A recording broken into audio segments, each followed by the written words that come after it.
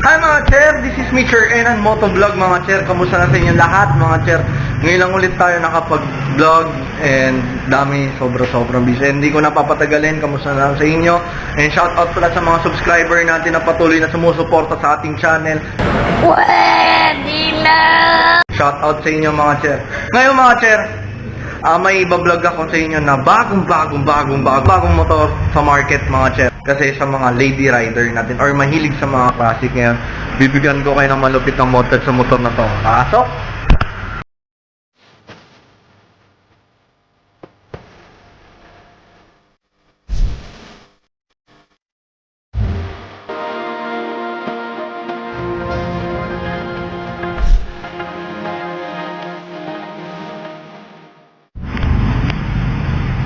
Hi mga Cher, ngayon, tapos na natin ikutan ang Paseo 125 mga Cher. Nakita na natin yung color niya and yung something na mga iba't ibang nakalagay sa motor niya. Ngayon, papaliwanag na natin kung ano yung mga nandito na accessories kay Paseo 125. And nandyan si Kuya Jojo, galing Saudi yan.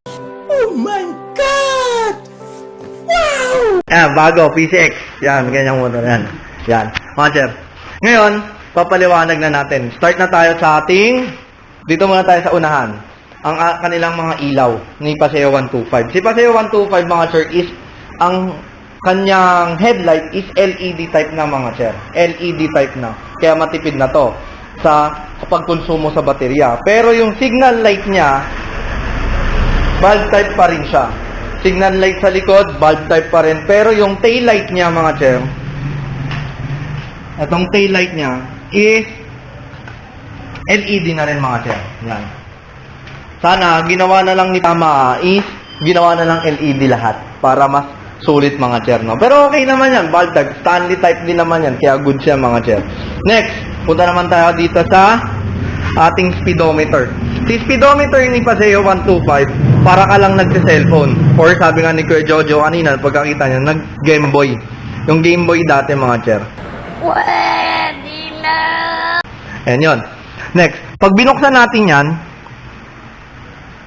merong odometer, fuel gauge, and syempre yung per kilometer niya, nakita natin meron tayong high gauge or meron tayo ditong engine and signal light, hazard, and meron tayong idling stop. Si idling stop mga Cher, ito ay ginagamit sa stoplight.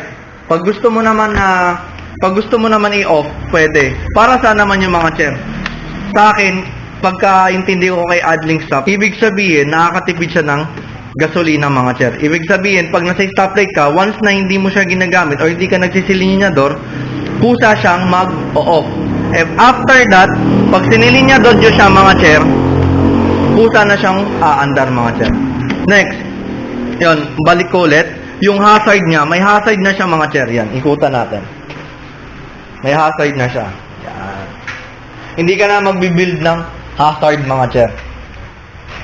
Kasi, yung mga ibang motor mga Cher, katulad yung mga unang motor, mga Mio, mga ganon, mga Mio, Raider, tapos yung mga iba't ibang klaseng motor, kahit yung mga hindi branded, yung branded, yung mga 2018 to 2017 na nilabas sa market is wala pang nakabuilt na hazard. Pero ngayong mga motor na to mga Cher is meron na pong nakabuilt na hazard. And si Paseo 125 mga Cher is blue core hybrid na mga Cher. Ibig sabihin sobrang tipid niya na. Ibig sabihin fuel injection na rin siya mga Cher. And naka-smart connect na rin po siya ni Yamaha. Smart connect po. Sa lahat po ng mga hindi pa po nakakalam ng Smart Connect, ito po yung pwede nating i-connect ang motor natin sa cellphone natin. Android man or Apple, mga Cher. Para doon na lang natin nakikita kung kailangan na natin magpa-change or may problema yung system ng motor mo, mga Cher. Yon. Next, side mirror. Same lang, pang classic type. Classic type, same lang. Pero sana ginawa na lang talaga ni Paseo, ni Yamaha, yung pag sinabi natin classic type mga Cher, alam naman natin bilog yung side mirror na yan. Sana binuo na lang niya. Pero syempre, sa kanila pa rin, decision pa nila or kung ano yung mapapaganda doon sa motor. Next po, papunta naman tayo dito sa ating upuan. Upuan mga Cher yan. Upuan, stock ng NMAX. Parang ganun din nung upuan nila. Stock ng NMAX, sobrang laki din.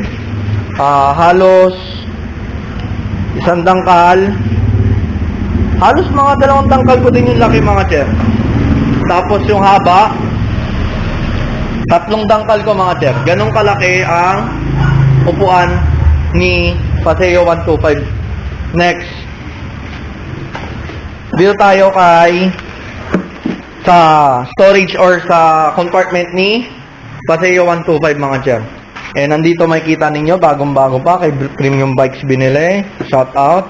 Warranty guide, etc. Bubble, plastic, and sombrero ni Tito.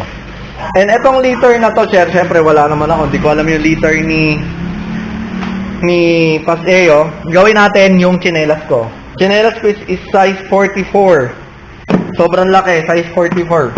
Yan, ganyan kalaki yan. Yan, oh. Yan. Malaki, dalawang chinelas kasha. And ang wide niya, halos isang dangkal ko. Isang dangkal ko, ang height ko is 5'9". Ibig sabihin, malaki-laki na rin kahit paano. And half face, hindi siya kasha. Siguro yung mga maliliit na nutshell yan. Kasang-kasha dito sa helmet na to. Full face, hindi. Mga chair. Full face, hindi kasha. Next, ito yung kanila, syempre, pang fuel, dito naglalagay. And, ang kinakarga dito is unleaded type mga chair. Unleaded type. Next, nandito na rin yung body number, CDI ng Paseo 125. And kung may mga kailangan yung basahin na technical about dito sa ating Paseo 125, basahin nyo lang to. Yan, pakita ko sa inyo. Yan, Paseo 125. Technical nila yan. Then W40 ginagamit na lang is dyan mga chair. Yun, next, tapos na tayo dyan sa taas. And dito naman tayo. Switch ng headlight and up and signal light. Basic, yun lang, busina mga chair, nagulat ako. Gago! Okay, naka-undermarket na ang busina nito mga chair. Ibig sabihin, pinalitan na. Hindi ko lang alam kung anong brand ng pinalit ni Tito na busina rito. Pero sobrang lakas na. Kasi yung busina nito mga chair is sexy. Ibig sabihin, mahina. And switch ng ng hazard, idling stop, and push start. Push start lang, walang kick start. Yun yung sinabi ko sa inyo kanina. Next. Dito naman tayo sa ating gulong. Gulong nito is 110 by 70 by 12 mga chair ang sukat ng gulong na to. 110 by 70. Rear and, front and rear mga chair. And yun, front brake, caliper, disc brake mga chair. Yan. Goods to para sa akin na naka-disc brake na. Yan. Pero yung likod mga chair, naka-drum brake pa rin. Classic type. Yan. Drum brake pa rin.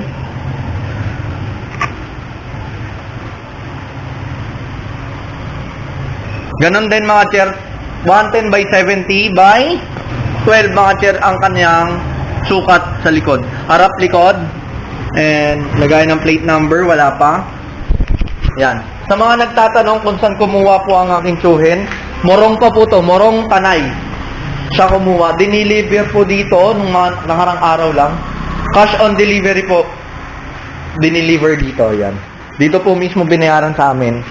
Kaya goods mga premium bikes dyan sa Morong Tanay Master. Yan.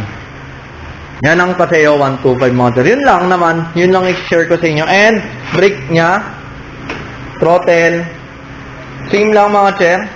And ito yung sasabi ni Kuya Jojo. Sabi niya, paliwanag natin kung ano to. Sa tawag ko dito is, ang tawag ko dito para siyang handbrake mga chair. Pero madalas ginagamit tong brake na to, ito tong safety brake na yan mga chair, sa mga uphill. For example, traffic ang uphill, hindi agad-agad umuusad, syempre. Ito is safety purposes mga chair.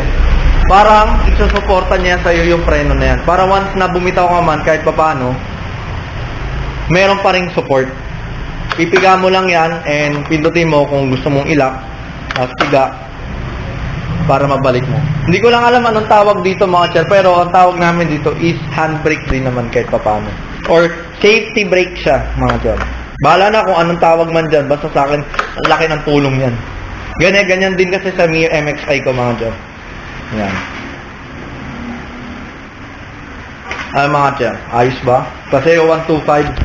Ang kulay nito is China. China ata siya. China ang alam kong pronounce dun sa tawag ng kulay na to.